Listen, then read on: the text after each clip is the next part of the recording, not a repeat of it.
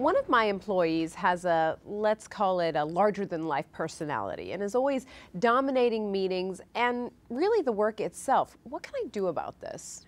Well, it's the toughest job for managers today, really, is to employ all the different personalities on their teams to the best performance of their team.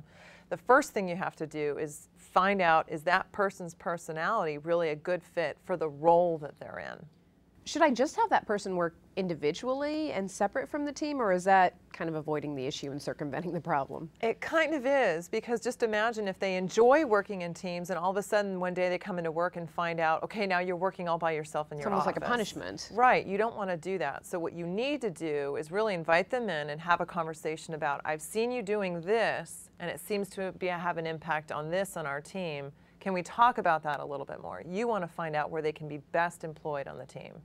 I know it's not realistic to try to change somebody's inherent personality, nor should I want to do that, but I want to address this issue in a sensitive way. How do I go about doing that? The best way to do that in any kind of sensitive issues is to be able to have some facts or observable behaviors you can call attention to. Those are hard to hide behind. So if you've noticed that they speak up or share their opinions a lot in meetings and no one else is having the opportunity to do that, you can make that call in a meeting and say, this behavior is having this result. Can we talk more about that?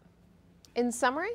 So in summary, there are three things that you want to do. The first thing is realize that as a manager, what your job is to effectively employ the personality of your employees to the best fit in the organization or your team. The second thing is you can use tools like surveys or personality assessments to discover if this person is more gregarious, where might they best fit in my team? And the last thing you should always be doing is checking in with your employees. Invite them into the conversation and explain, I've seen you do this, an observable behavior, and it had this impact on the team. Did you see that too? Really invite them into the conversation so you can discover a solution together.